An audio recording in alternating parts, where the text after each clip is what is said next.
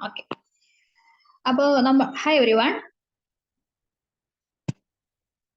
നമ്മൾ sanitary കെമിസ്റ്റിന്റെ cell biology എന്ന ഭാഗമാണ് നമ്മൾ നോക്കുന്നത്. 5ാമത്തെ മൊഡ്യൂളിലെ ഫൗണ്ടേഷൻസ് ഇൻ ലൈഫിലാണ് ഈ ഒരു ഭാഗം വരുന്നത്. അപ്പൊ സെൽ ബയോളജി എന്ന് പറയുമ്പോൾ സെൽസിനെ കുറിച്ച് നമ്മൾ പണ്ട് തൊട്ടേ ചെറുപ്പം ചെറിയ ക്ലാസ്സുകളിൽ പഠിച്ചിട്ട് വന്നിട്ടുള്ളതാണ്. അപ്പൊ അതിൽ തന്നെ ഉള്ള കാര്യങ്ങൾ ഒന്നും കൂടി നമുക്ക് റിവൈസ് ചെയ്യേ വേണ്ടു.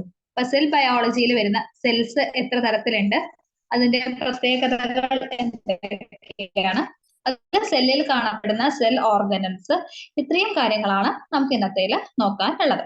അപ്പൊ ആദ്യം തന്നെ എന്താണ് ഒരു സെൽ എന്ന് പറഞ്ഞാൽ, it is A structure containing A mass of cytoplasm surrounded by semi-permeable membrane called plasma membrane is called a cell. അതായത് സൈറ്റോപ്ലാസത്തിന് എന്ന ഒരു മാസിന് ചുറ്റും പ്ലാസ്മ മെംബ്രെയിൻ എന്ന് വിളിക്കുന്ന ഒരു സെമി പെർമിയബിൾ മെംബ്രെയിൻ ഉള്ള സ്ട്രക്ചറിനെയാണ് സെൽ എന്ന് പറയുന്നത്. അപ്പൊ നടുക്ക് സൈറ്റോപ്ലാസം ഉണ്ട്, ചുറ്റും പ്ലാസ്മ മെംബ്രെയിൻ ഉണ്ട്. അപ്പൊ സെല്ലിൽ എന്തൊക്കെ ഉണ്ടാവും? സൈറ്റോപ്ലാസം ഉണ്ട്, അതുപോലെ സെൽ ഓർഗനൽസ് ഉണ്ട്, സെല്ലിന്റെ ഓർഗനൽസ് ഉണ്ട്, ന്യൂക്ലിയസ് ഉണ്ട്, ന്യൂക്ലിയർ മെറ്റീരിയൽ ഉണ്ട്. അങ്ങനത്തെ ഭാഗങ്ങളാണ് ഒരു സെല്ലിൽ കാണുന്നത്. ഇനി ആ മെംബ്രെയിൻസിന്റെ ഓർഗനൈസേഷൻ എങ്ങനെയാണ്? ആ സൈറ്റോപ്ലാസ്മിക് ഓർഗനൽസിന്റെ സ്ട്രക്ചർ, വെറൈറ്റി, അതിന്റെ കോംപ്ലക്സിറ്റി, അതിനനുസരിച്ചാണ് സെൽസിനെ നമ്മൾ ക്ലാസിഫൈ ചെയ്യുന്നത്. And they are classified into prokaryotic cells and eukaryotic cells. അപ്പൊ സെൽസ് രണ്ട് തരത്തിലുള്ള ഏതൊക്കെയാണ്? പ്രോകാരിയോട്ടിക് സെൽസും യൂകാരിയോട്ടിക് സെൽസും. ഈ ടേംസ് സജസ്റ്റ് ചെയ്തത് ഹാൻസ് റിൻസ് എന്ന സയന്റിസ്റ്റ് ആണ്. 1960s ഇത് പറയുന്നത്. ഒരു സെല്ലിൽ സൈറ്റോപ്ലാസം ഉണ്ട്, സെൽ ഓർഗനൽസ് ഉണ്ട്, ന്യൂക്ലിയസ് ഉണ്ട്, ന്യൂക്ലിയർ മെറ്റീരിയൽ ഉണ്ട്. അപ്പൊ മനസ്സിലായോ എന്താണ് സെൽ എന്നുള്ളത്?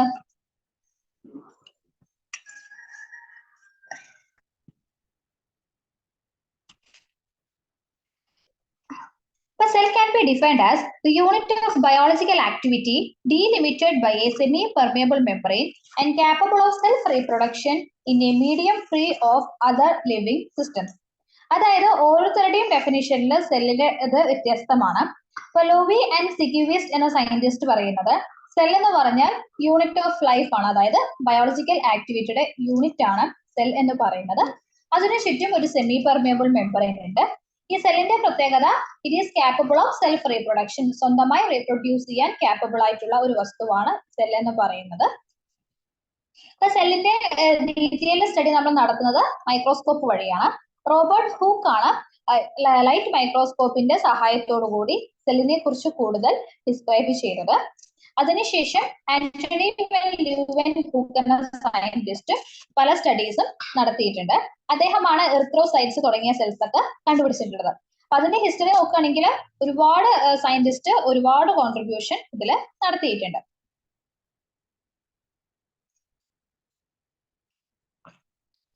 ഇങ്ങനെയാണ് ഒരു സെല്ലിൻ്റെത് പറയുന്നത്. സെല്ലിന് ചുറ്റും സെൽവാള്, റൈബോസോംസ്, സെൽ ഓർഗനൽസ്, എല്ലാം സൈറ്റോപ്ലാസം, ന്യൂക്ലിയസ്, അങ്ങനത്തെ കാര്യങ്ങളുണ്ട്.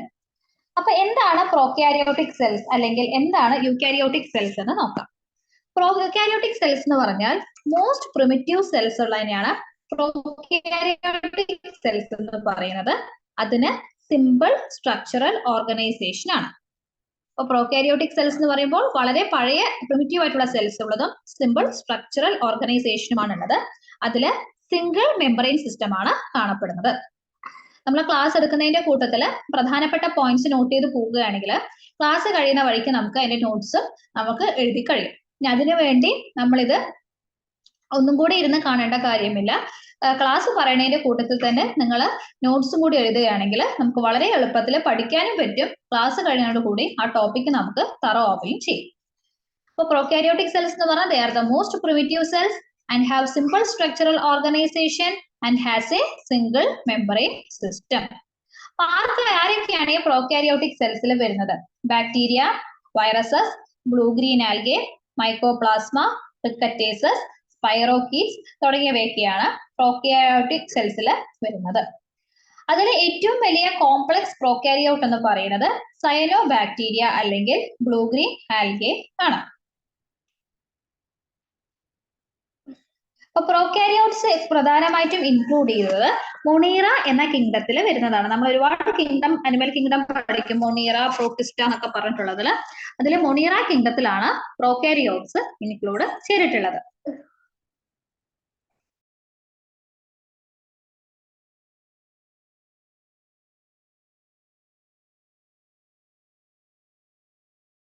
ക്ലിയർ ആയോ പറഞ്ഞത്? ഓക്കെ. ഇനി പ്രോകാരിയോട്ടിക് സൈസിന്റെ റേഞ്ച് എന്ന് പറയുന്നത് 1 to 10 മൈക്രോമീറ്റർ ആണ്. ഈ 1 to 10 മൈക്രോമീറ്ററിന്റെ ഉള്ളിലാണ് പ്രോകാരിയോട്ടിക് സെൽസിന്റെ സൈസ് വരുന്നത്. അത് പല ഫോംസിലും കാണപ്പെടുന്നുണ്ട്. പ്രോകാരിയോട്ടിക് സെല്ലില് പ്രധാനമായിട്ടും 3 കമ്പോണൻസ് ആണ് വരുന്നത്. അതിൽ ആദ്യത്തെയാണ് ഔട്ടർ കവറിംഗ്. ഔട്ടർ കവറിംഗ് എന്ന് പറയുന്നത് it is composed of plasma membrane, middle cell wall and outer slimy capsule. ഇത്രയും കാര്യങ്ങളാണ് ഔട്ടർ കവറിംഗിൽ വരുന്നത്. പ്ലാസ്മ മെംബ്രെയിൻ ഉണ്ടാവും, മിഡിൽ സെൽ വാൾ ഉണ്ട്, പുറമെയുള്ള സ്ലൈമി ക്യാപ്സ്യൂളും ഉണ്ടാവുന്നുണ്ട്.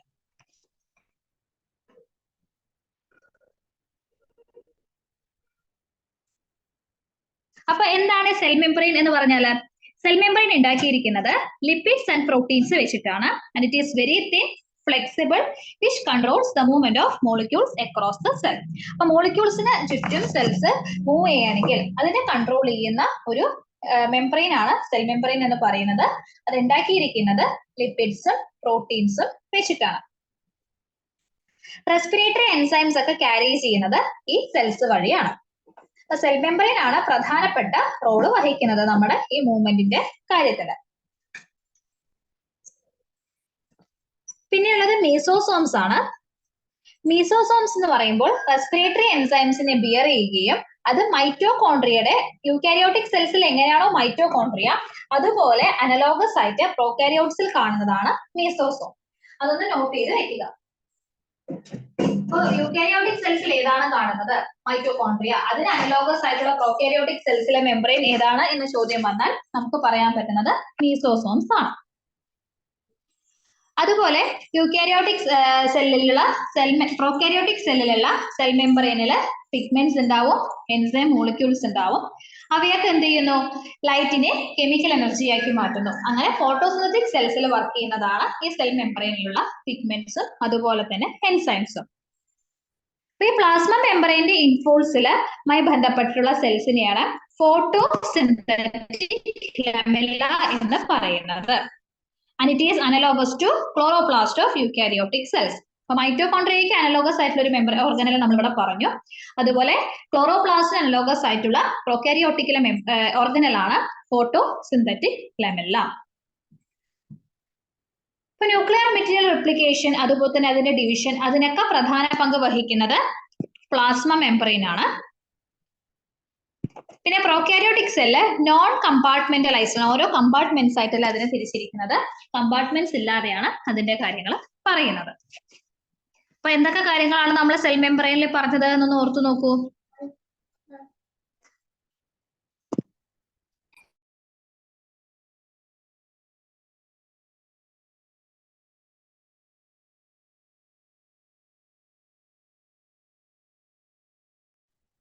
ഇനി നോക്കുന്നത് സെൽവാളിനെ സംബന്ധിച്ചിട്ടാണ്. സെൽവാൾ എന്ന് പറഞ്ഞാൽ it is A rigid or semi rigid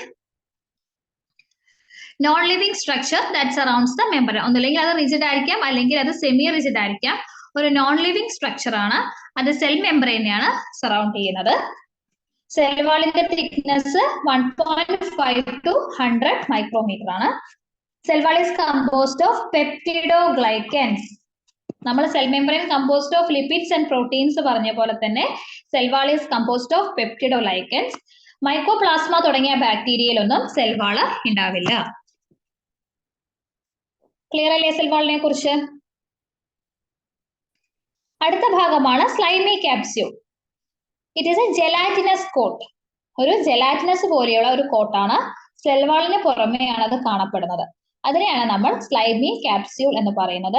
and it is composed of largely of polysaccharides. Polysaccharides കൊണ്ടാണ് സ്ലൈമി ക്യാപ്സ്യൂൾ ഉണ്ടാക്കിയിരിക്കുന്നത്.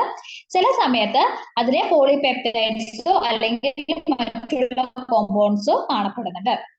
അപ്പൊ സെൽ മെമ്പറിൻ ഉണ്ടാക്കിയിരിക്കുന്നത് എന്തുകൊണ്ടായിരുന്നു? ലിപ്പിഡ്സും പ്രോട്ടീൻസും. സെൽ വാൾ ആണെങ്കിൽ it is composed of peptidoglycans. Slimy capsule is composed of polysaccharides, polypeptides and other compounds. എന്താണ് ഈ slimy ക്യാപ്സ്യൂളിന്റെ function? It protects the cell against desiccation. ഡെസിക്കേഷനെതിരെ protect ചെയ്യുക, viruses അറ്റാക്സിനെതിരെ, ഫാഗോസൈറ്റോസിസ്, ആന്റിബയോട്ടിക്സ്, അങ്ങനെ സെല്ലിന് പ്രൊട്ടക്ഷൻ കൊടുക്കുന്ന ഫംഗ്ഷൻ ആണ് സ്ലൈമി ക്യാപ്സ്യൂളിന് ഉള്ളത്. അപ്പൊ ഈ 3 പാർട്ട് മനസ്സിലായോ? സെൽ മെമ്പറൈൻ, സെൽ വാള്, സ്ലൈമി ക്യാപ്സ്യൂള്.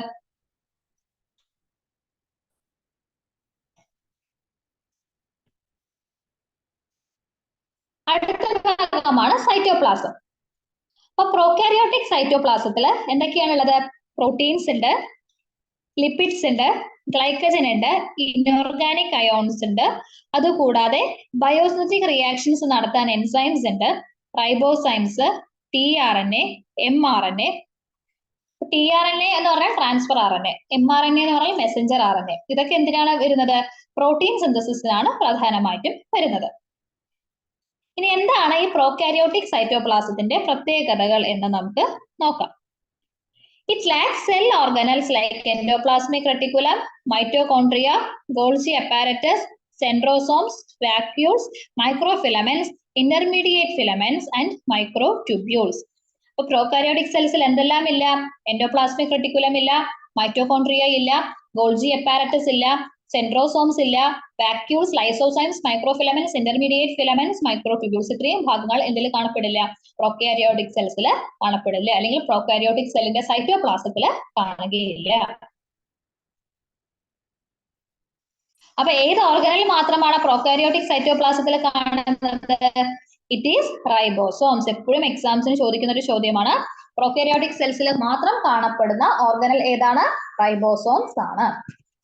അത് യൂകാരിയോട്ടിക് റൈബോസോംസിനേക്കാളും ചെറുതാണ്. അതുകൊണ്ട് നമ്മൾ 70S എന്നാണ് പറയുന്നത്. അത് സൈറ്റോപ്ലാസത്തിൽ ഫ്രീ ആയിട്ട് കാണപ്പെടുന്നുണ്ട്. The only organelle, the one and only organelle found in prokaryotic cytoplasm is ribosomes, which is smaller than eukaryotic ribosomes. That is 70S. Protein സിന്തസിസിന്റെ സമയത്ത് അത് പോളി റൈബോസോംസ് ഉണ്ടാക്കുന്നുണ്ട്. റൈബോസോംസിന്റെ ഫംഗ്ഷൻ എന്ന് പറയുന്നത് പ്രോട്ടീൻ സിന്തസിസിന്റെ സൈറ്റ് ആണ്. ക്ലിയർ ആയോ പറഞ്ഞതെല്ലാം? ഓക്കെ അല്ലേ?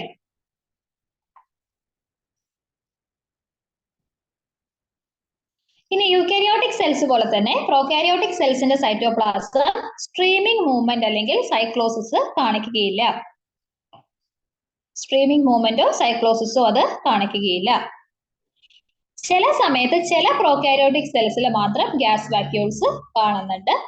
പിന്നെ സെല്ല് ഫാഗോസൈറ്റോസിസ് ഉണ്ടാവില്ല, പൈനോസൈറ്റോസിസ്, എക്സോസൈറ്റോസ്, അതായത് വസ്തുക്കള് സെൽ മെമ്പറിന്റെ ഉള്ളിൽ കൂടി ഉള്ളിലേക്ക് വരികയോ പുറമേക്ക് പോവുകയോ ചെയ്യുകയില്ല. അതുപോലെ തന്നെ സെല്ലിന്റെ ഉള്ളിൽ പോളിസാക്കറൈഡ്സോ ഇനോർഗാനിക് ഫോസ്ഫേറ്റ്സോ നമുക്ക് കാണാൻ സാധിക്കും. ഇത്രയുമാണ് പ്രോകാരിയോട്ടിക് സൈറ്റോപ്ലാസത്തിന്റെ പ്രത്യേകതകൾ എന്ന് പറയുന്നത്. ശ്രദ്ധിക്കണം, സൈറ്റോപ്ലാസത്തിൽ റൈബോസോംസ് ഒഴികെ വേറെ ഒരു ഓർഗനൽസും നമുക്ക് കാണാൻ പറ്റില്ല. റൈബോസോംസിന്റെ പ്രത്യേകത എന്തായിരുന്നു? It is 70S. 70S ribosomes ആണുള്ളത്. റൈബോസോംസിന്റെ ഫംഗ്ഷൻ എന്ന് പറഞ്ഞാൽ പ്രോട്ടീൻ സിന്തസിസ് ആണ്.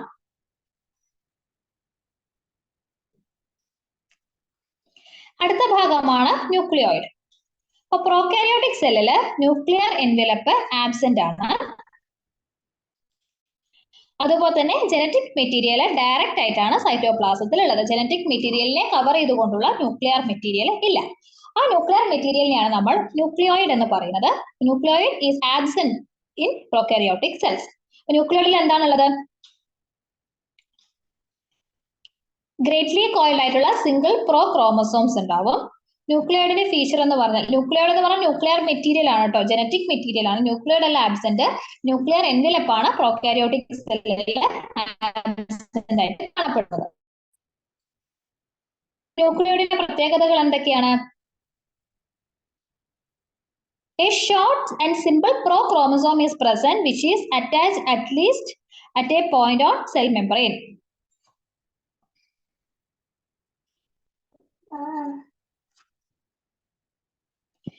സെൽ മെമ്പറൈന് ചുറ്റും ഒരു ചെറിയ സിമ്പിൾ ആയിട്ടുള്ള ക്രോമസോം ഇതിൽ കാണപ്പെടുന്നുണ്ട്.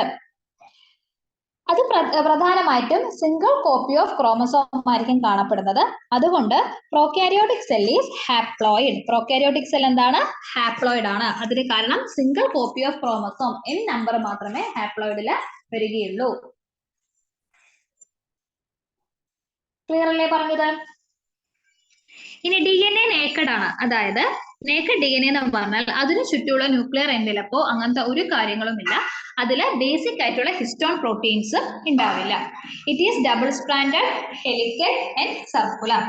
DNA പ്രത്യേകതകൾ എന്താണ്? ഡബിൾ സ്ട്രാൻഡഡ് ആണ്, ഹെലിക്കൽ ആണ്, അതുപോലെ തന്നെ സർക്കുലറും കൂടിയാണ്. യൂക്കാരിയോട്ടിക് സെല്ലിനെ അപേക്ഷിച്ച് പ്രോകാരിയോട്ടിക് സെല്ലില് DNA അളവ് കുറവാണ്. അതുകൊണ്ട് തന്നെ അത് കുറച്ച് പ്രോട്ടീൻസിന് മാത്രമേ കോഡ് ചെയ്യുന്നുള്ളൂ. പ്രോകാരിയോട്ടിക് സെൽസ് എന്ന് പറയുമ്പോൾ തന്നെ പ്രിമിറ്റീവ് സെൽസ് ആണ്. അപ്പൊ അതിൽ കുറച്ച് പ്രോട്ടീൻസിന് മാത്രമേ അത് കോഡ് ചെയ്യുന്നുള്ളൂ. പിന്നെ സെൽ സൈക്കിളിന് ചുറ്റും DNA റെപ്ലിക്കേഷൻ കണ്ടിന്യൂസ് ആണ്. അതുപോലെ ട്രാൻസ്ക്രിപ്ഷൻ, ട്രാൻസ്ലേഷൻ അതെല്ലാം തന്നെ സൈറ്റോപ്ലാസത്തിൽ നടക്കുന്നത് കൊണ്ട് mRNA പ്രോസസ്സിംഗ് റിക്വയർഡ് അല്ല. മനസ്സിലായോ പറഞ്ഞത്?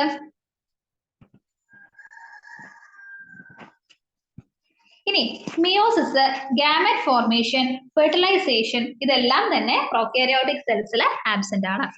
ഇവിടെ നടക്കുന്ന പ്രോസസ് എന്ന് പറഞ്ഞാൽ കോൺജുഗേഷൻ ആണ്. മൈറ്റോസിസ് ആബ്സെന്റ് ആണ്. മൈറ്റോസിസ്, മിയോസിസ് ഒന്നും പ്രോകാരിയോട്ടിക് സെൽസിൽ നടക്കുകയില്ല. പിന്നെ ന്യൂക്ലിയോളസ് ഇല്ല. സെൽ മെമ്പറൈൻസ് ഫോൾഡ് ചെയ്ത് അത് റെപ്ലിക്കേറ്റഡ് പ്രോഡക്ട്സ് ഓഫ് ക്രോമസോംസിനെയാണ് സെഗ്രിഗേറ്റ് ചെയ്യാൻ സഹായിക്കുന്നത്. അടുത്ത ഭാഗമാണ് പ്ലാസ്മിഡ്. ഇപ്പൊ ന്യൂക്ലിയോയിഡ് കൂടാതെ തന്നെ ചെറിയ സർക്കുലർ ഷേപ്പിലുള്ള ഡബിൾ സ്ട്രാൻഡഡ് DNA ആണ് പ്ലാസ്മിഡ് എന്ന് പറയുന്നത്. ഇപ്പൊ ന്യൂക്ലിയോയിഡ് എന്ന് പറയുമ്പോൾ ന്യൂക്ലിയർ മെറ്റീരിയൽ ഉണ്ട്, അതാണ് നമ്മുടെ DNA എന്ന് പറഞ്ഞു. അതുകൂടാതെ സ്മോൾ സർക്കുലർ ഷേപ്പിലുള്ള ഡബിൾ സ്ട്രാൻഡഡ് DNA ആണ് പ്ലാസ്മിഡ് എന്ന് പറയുന്നത്. ഇതില് 1000 to 30,000 ബേസ് പെയർസ് വരെ കാണാൻ പറ്റും. പ്ലാസ്മിഡ്സിന്റെ ഫംഗ്ഷൻ എന്താണ്? ദേ എൻകോഡ് പ്രോട്ടീൻസ്. ഒരു ഓർഗാനിസത്തിന് ആന്റിബയോട്ടിക്കിനെയും ടോക്സിക് മെറ്റീരിയലിനെയും റെസിസ്റ്റ് ചെയ്യാനുള്ള പ്രോട്ടീൻസിനെ ഡീകോഡിക്കുകയാണ് പ്ലാസ്മിഡിന്റെ ഫംഗ്ഷൻ. അടുത്ത ഭാഗമാണ് ഫ്ലജെല്ലം. ഫ്ലജെല്ലം എന്ന് പറഞ്ഞാൽ മൂവ് ചെയ്യാൻ സഹായിക്കുന്ന ലൊക്കോമോട്ടറി സ്ട്രക്ചർ ആണ് ഫ്ലജെല്ലം എന്ന് പറയുന്നത്. അതിന്റെ തിക്നെസ്സും ലെങ്ത്തും ഒന്നും നോട്ട് ചെയ്ത് വെക്കേണ്ട കാര്യമില്ല. ഫ്ലജെല്ലത്തിന് ചുറ്റും മെംബ്രെയിൻ ഇല്ലാത്തത് കൊണ്ട് തന്നെ അത് എന്ത് ചെയ്യുന്നു? ടിപ്പിൽ നിന്നുമാണ് അത് വളരുന്നത്. അപ്പൊ മെംബ്രെയിൻ ഉണ്ടെങ്കിൽ അതിന് വളരാൻ പറ്റില്ല. പക്ഷെ മെംബ്രെയിൻ ആബ്സെന്റ് ആയതുകൊണ്ട് തന്നെ ഫ്ലജെല്ലം ടിപ്പിൽ നിന്നുമാണ് വളരുന്നത്. ഫ്ലജെല്ലത്തിൽ 2 ഭാഗമാണുള്ളത്, ഫിലമെന്റും ബേസൽ ബോഡിയും. ഫിലമെന്റ് എന്ന് പറഞ്ഞാൽ മീഡിയത്തിന്റെ പുറത്തേക്ക്, അതായത് സെല്ലിന്റെയും പുറത്തേക്ക് എക്സ്റ്റെൻഡ് ചെയ്തിരിക്കുന്ന ഭാഗമാണ്. And it is composed of a protein called flagellin. Flagellin എന്ന ഒരു പ്രോട്ടീൻ കൊണ്ടാണ് ഫിലമെന്റ് ഉണ്ടാക്കിയിരിക്കുന്നത്. പിന്നെയുള്ളതാണ് ബേസൽ ബോഡി. അപ്പൊ ബേസൽ ബോഡിയാണ് ഫ്ലജെല്ലത്തിനെ സെല്ലുമായിട്ട് അറ്റാച്ച് ചെയ്യുന്നത്. ആ ഒരു ബോഡിക്ക് മൂവ് ചെയ്യാനുള്ള ഫോഴ്സ് ജനറേറ്റ് ചെയ്യുന്നത് ബേസൽ ബോഡിയിൽ നിന്നാണ്. Basal body is composed of numerous proteins. Basal ബോഡിക്ക് 2 ഭാഗങ്ങളുണ്ട്, ഷാഫ്റ്റും ഹുക്കും. ഇപ്പൊ ഫ്ലജെല്ലത്തിന്റെ 2 ഭാഗമാണ് ഫിലമെന്റും ബേസൽ ബോഡിയും. ബേസൽ ബോഡിയുടെ 2 ഭാഗങ്ങളാണ് ഷാഫ്റ്റും ഹുക്കും. അടുത്ത ഭാഗമാണ് പിലെ. ഇതിന്റെ പ്രത്യേകത എന്താണെന്ന് വെച്ചാൽ വളരെ ചെറുതാണ്, റോഡ് ലൈക്ക് സ്ട്രക്ചർ ആണ് വരുന്നത്. പല ബാക്ടീരിയയിലും കാണപ്പെടുന്നതാണ്. And it is composed of pilin protein. ഇത് 10 നാനോമീറ്റർ തിക്നെസ്സിനേക്കാളും കുറവ്, അത്രയും ഫൈൻ ആയിട്ടുള്ള ഒരു ഓർഗനൽ ആണ്, അല്ലെങ്കിൽ ഒരു സ്ട്രക്ചർ ആണ് ഈ പൈലി എന്ന് പറയുന്നത്. ഇത് ബാക്ടീരിയയെ ഫുഡിന്റെ സർഫസിൽ അറ്റാച്ച് ചെയ്യാനാണ് സഹായിക്കുന്നത്. ഫ്ലജെല്ല എന്തിനാണ് സഹായിക്കുന്നത്? ലൊക്കോമോഷൻ ആണ്. പൈലി സഹായിക്കുന്നത് ഫുഡിന്റെ സർഫസിൽ ബാക്ടീരിയയെ അറ്റാച്ച് ചെയ്യിക്കാൻ വേണ്ടിയിട്ടാണ്. ഓക്കെ, അപ്പൊ പ്രോകാരിയോട്ടിക് സെൽസിന്റെ കാര്യങ്ങളൊക്കെ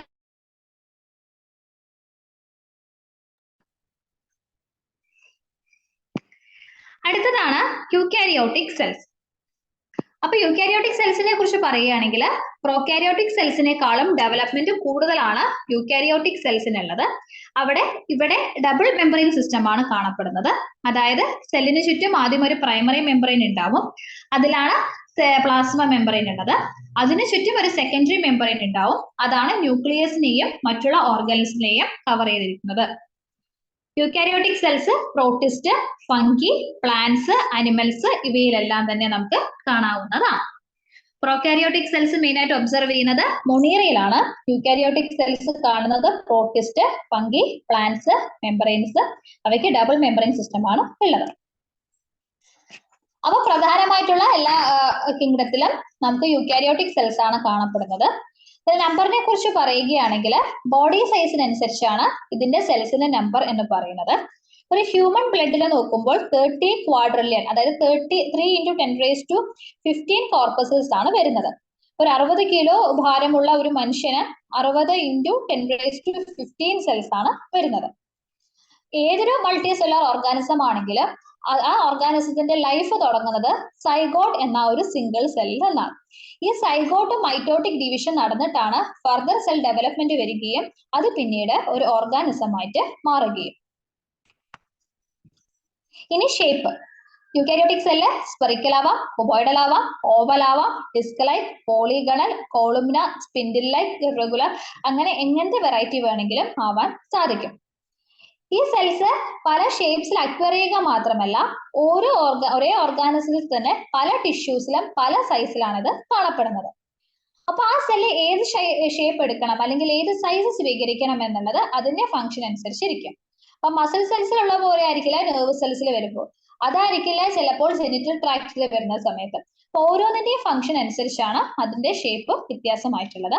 അപ്പൊ സെൽ ഫംഗ്ഷൻ, സെല്ലിന്റെ ഏജ്, സെൽ വാൾ ഉണ്ടോ ഇല്ലയോ, അതിന്റെ വിസ്കോസിറ്റി, ഇതൊക്കെയാണ് അതിന്റെ ഷേപ്സ് അഡോപ്റ്റ് ചെയ്യാൻ സഹായിക്കുന്ന ഫാക്ടേഴ്സ്. പിന്നെയുള്ളതാണ് സൈസ്. എല്ലാ സെൽസും മൈക്രോസ്കോപ്പിക് ആണ്, കാരണം നേക്കടയിൽ കാണാൻ പറ്റില്ല. അതിന്റെ സൈസ് റേഞ്ച് 10 to 100 മൈക്രോമീറ്റർ ആണ്. ഇതിൽ ഏറ്റവും സ്മോളസ്റ്റ് സെൽസ് എന്ന് പറയുന്നത് മലേറിയ പാരാസൈറ്റിന്റെ സ്പോറോസൈറ്റ്സ് ആണ്. അതിന്റെ സൈസ് 2 മൈക്രോമീറ്റർ ആണ്. അതുപോലെ ഓസ്ട്രിച്ചിന്റെ എഗ് ഇല്ലേ, ഒട്ടകപക്ഷിയുടെ മുട്ട, അത് 175 × 120 millimeter ആണ് അതിന്റെ ഡയമെൻഷൻ. അതുപോലെ ലോങ്ങസ്റ്റ് സെൽ എന്ന് പറഞ്ഞാൽ നെർവ് സെൽസ് ആണ്. അത് ഏകദേശം മീറ്റർ കണക്കിനാണ് നീളം വരുന്നത്. ഹ്യൂമൻ സെൽസിൽ പൊതുവെ സൈസ് യൂക്കാരിയോട്ടിക് സെല്ല് വരുന്നത് 20 to 30 മൈക്രോമീറ്റർ റേഞ്ചിലാണ്. ഇത്രയും കാര്യങ്ങളാണ് സൈസ്, ഷേപ്പിലെല്ലാം വരുന്നത്, നമ്പറിലെല്ലാം വരുന്നത്. ഇനിയാണ് നമുക്ക് പ്രധാനമായിട്ടുള്ള ഭാഗം സെല്ലിന്റെ കമ്പോണൻസ്. ഇപ്പൊ യൂക്കാരിയോട്ടിക് സെൽസ് പ്രധാനമായിട്ട് 3 കമ്പോണൻസ് ആണ് ഉള്ളത്. ഏതൊക്കെയാണ് യൂക്കാരിയോട്ടിക് സെൽസിലുള്ള components? Cell membrane, cytoplasm and nucleus. Cell മെംബ്രെയിനും സൈറ്റോപ്ലാസവും ന്യൂക്ലിയസും. സെൽ മെംബ്രെയിൻ അല്ലെങ്കിൽ പ്ലാസ്മ മെംബ്രെയിൻ അല്ലെങ്കിൽ പ്ലാസ്മ ലെമ എന്നൊക്കെ നമ്മൾ പറയും. അപ്പൊ സെല്ലിന് ചുറ്റും കവർ ചെയ്തിരിക്കുന്ന ഭാഗമാണ് സെൽ മെംബ്രെയിൻ എന്ന് പറയുന്നത്. സെൽ മെംബ്രെയിൻ ആണ് സെല്ലിന് ഷേപ്പ് കൊടുക്കുന്നത്, മെറ്റീരിയൽസ് അങ്ങോട്ടേക്കും ഇങ്ങോട്ടേക്കും ട്രാൻസ്ഫർ ചെയ്യുന്നത്, കൺട്രോൾ ചെയ്യുന്നത്, അതൊക്കെയാണ് സെൽ മെംബ്രെയിന്റെ function. And it is composed of lipid protein complex. ലിപ്പിഡും പ്രോട്ടീന്റെയും കോംപ്ലക്സിലാണ് സെൽ മെംബ്രെയിൻ കമ്പോസ് ചെയ്തിട്ടുള്ളത്. സെൽ മെംബ്രെയിനിൽ റെസ്പിറേറ്ററി എൻസൈംസ് ഉണ്ടാവില്ല. പല സെൽസിലും എൻഡോസൈറ്റോസിസും എക്സോസൈറ്റോസിസും അലോ ചെയ്യുന്നുണ്ട്.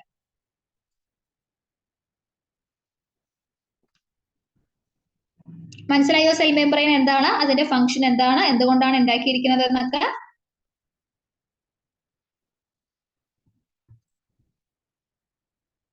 അടുത്തത് സൈറ്റോപ്ലാസം.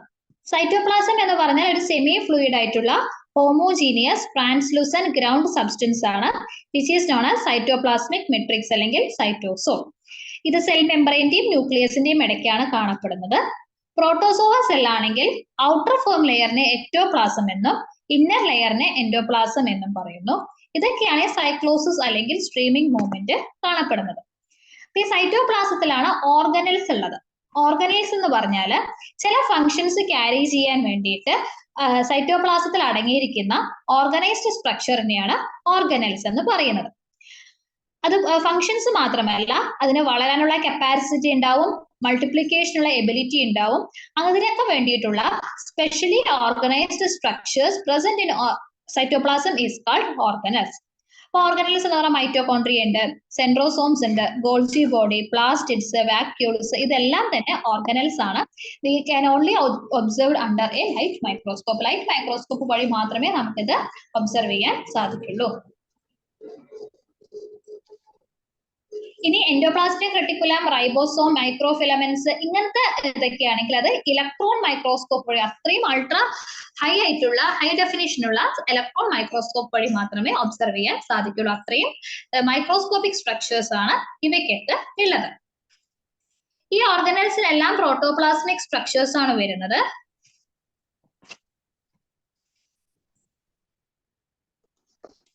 ഇതിനെല്ലാം തന്നെ പ്രോട്ടോപ്ലാസ്മിക് സ്ട്രക്ചേഴ്സ് ആണ് വരുന്നത്.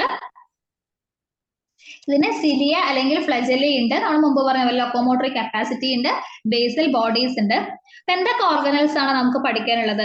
ആദ്യത്തെയാണ് മൈറ്റോകോൺട്രിയ. മൈറ്റോകോൺട്രിയ എന്ന് പറഞ്ഞാൽ റോട്ട് ലൈക്ക് അല്ലെങ്കിൽ ഗ്ലോബ്യൂൾഡ് ഷേപ്ഡ് സ്ട്രക്ചേഴ്സ് ആണ്. സൈറ്റോപ്ലാസത്തിൽ സ്കാറ്റർ ചെയ്തിട്ടാണ് കാണപ്പെടുന്നത്. പോയിന്റ്സ് ഒക്കെ നോട്ട് ചെയ്ത് വെക്കൂ കേട്ടോ. Mitochondria is bounded by double membrane of lipoproteins. ലിപ്പോപ്രോട്ടീൻസിലെ ഉണ്ടാക്കിയിരിക്കുന്ന ഡബിൾ മെംബ്രെയിൻ വഴിയാണ് മൈറ്റോകോൺട്രിയ ഉണ്ടാക്കിയിരിക്കുന്നത്. ഇന്നർ മെംബ്രെയിനിൽ, അതില് ഡബിൾ മെംബ്രെയിൻ പറഞ്ഞല്ലോ, അതില് ഉള്ളിലത്തെ മെംബ്രെയിനിൽ ഒരു ഫിംഗർ ലൈക്ക് സ്ട്രക്ചർ ഉണ്ട്. അതിനെയാണ് ക്രിസ്റ്റേ എന്ന് പറയുന്നത്. It is called ക്രിസ്റ്റേ.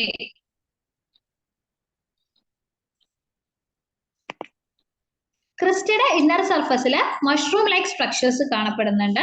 അതാണ് ഓക്സൈസോംസ് എന്ന് പറയുന്നത്. അത് ഫോസ്ഫോറിലേഷൻ എന്ന് പറഞ്ഞാൽ ഫോസ്ഫേറ്റ് മോളിക്യൂൾ റിലീസ് ചെയ്യുന്നതുമായിട്ട് ബന്ധപ്പെട്ടിട്ടുള്ളതാണ്. മനസ്സിലായോ പറഞ്ഞത്?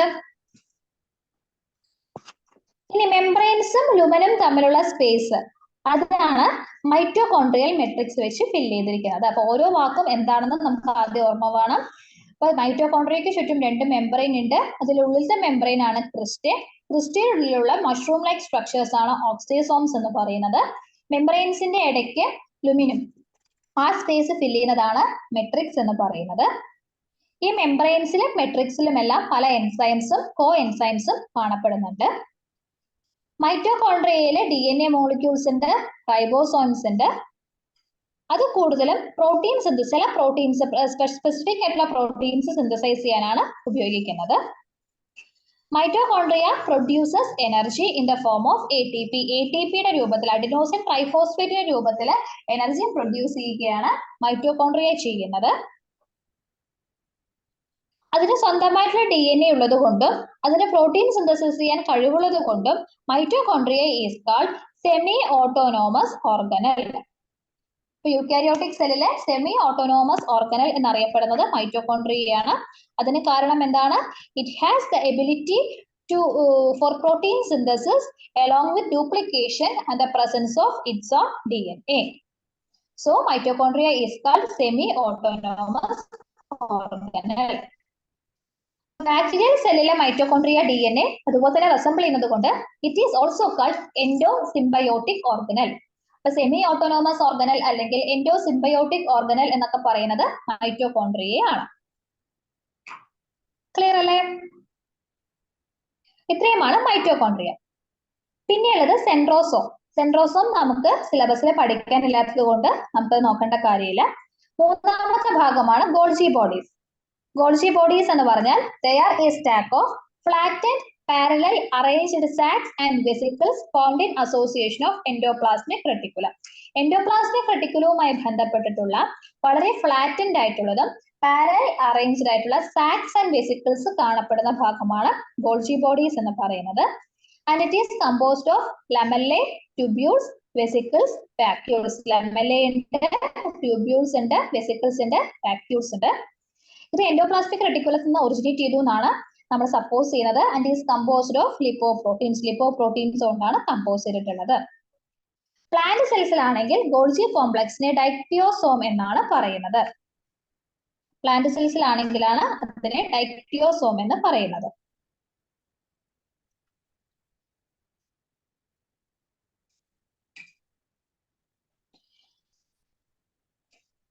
അടുത്തത് പ്ലാസ്റ്റിഡ്സ് ആണ്.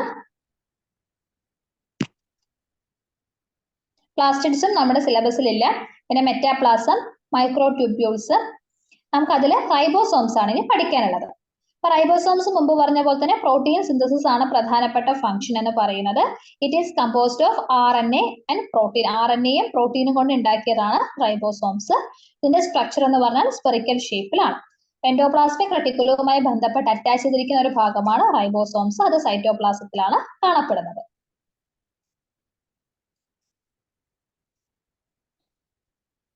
പിന്നെയുള്ളത് ന്യൂക്ലിയസ്. ന്യൂക്ലിയസ് എന്ന് പറഞ്ഞാൽ അറിയാലോ, യൂക്കാരിയോട്ടിക് സെല്ലിലെ ജനറ്റിക് മെറ്റീരിയൽ എൻക്ലോസ് ചെയ്തിട്ടുള്ള ന്യൂക്ലിയർ എൻവലപ്പ് ഉണ്ട്. അതാണ് ഈ പ്രോകാരിയോട്ടിക് സെല്ലും യൂക്കാരിയോട്ടിക് സെല്ലും തമ്മിലുള്ള പ്രധാന വ്യത്യാസം എന്ന് പറയുന്നത്. പ്രോകാരിയോട്ടിക് സെല്ലിൽ ന്യൂക്ലിയർ എൻവലപ്പ് ആബ്സെന്റ് ആയിരിക്കും, യൂക്കാരിയോട്ടിക് സെല്ലിൽ ന്യൂക്ലിയർ എൻവലപ്പ് ഉണ്ടാവും. ഈ ന്യൂക്ലിയർ എൻവലപ്പില് ചില പോർസ് ഉണ്ടാവും. അതാണ് സൈറ്റോപ്ലാസത്തെയും ന്യൂക്ലിയോപ്ലാസവും തമ്മിലുള്ള മെറ്റീരിയൽസ് എക്സ്ചേഞ്ച് ചെയ്യാൻ സഹായിക്കുന്നത്. ഇങ്ങനെയാണ് ഒരു ടിപ്പിക്കൽ യൂക്കാരിയോട്ടിക് സെൽ എന്ന് പറയുന്നത്. ഇതിൽ ഒരുപാട് ഓർഗാനിൽസ് നമുക്ക് കാണാവുന്നതാണ്. അപ്പൊ എന്തൊക്കെയാണ് യൂക്കാരിയോട്ടിക് സെൽസും പ്രോകാരിയോട്ടിക് സെൽസും തമ്മിൽ വ്യത്യാസം? നമ്മൾ പറഞ്ഞ കാര്യങ്ങളാണ്. പ്രോകാരിയോട്ടിക് സെൽസിൽ സിംഗിൾ മെംബ്രെയിൻ സിസ്റ്റം ആണ്, യൂക്കാരിയോട്ടിക് സെൽസിൽ ഡബിൾ മെംബ്രെയിൻ സിസ്റ്റം ആണ്.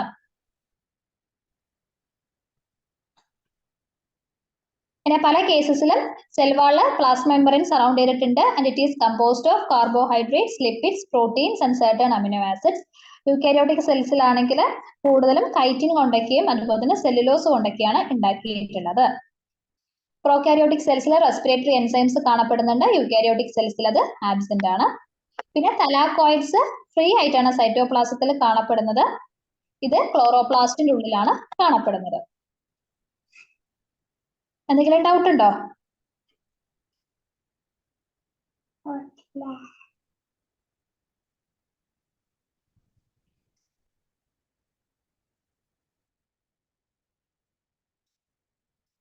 പിന്നെ നമ്മൾ ആന്റഗോണിസ്റ്റിക് ആയിട്ടുള്ളത് പറഞ്ഞു. അപ്പൊ ക്ലോറോപ്ലാസ്റ്റിന് അനലോഗസ് ആയിട്ടുള്ളത് ഏതാണ്?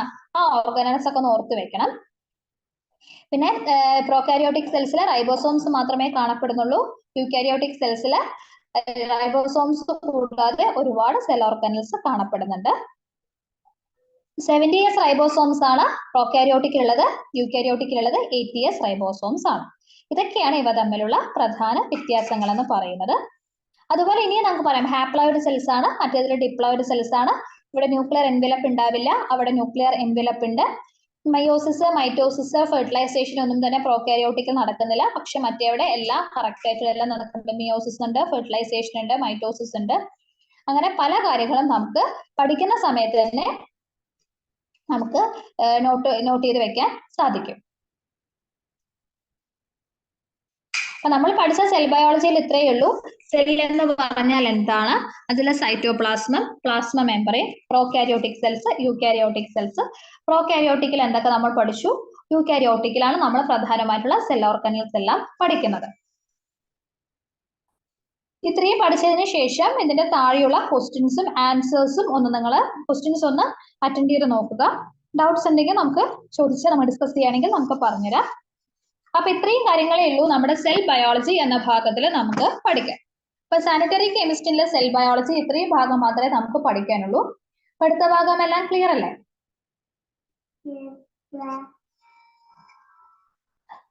എങ്ങനെയാണെങ്കിൽ നമുക്ക് അടുത്ത ക്ലാസ്സിൽ കാണാം.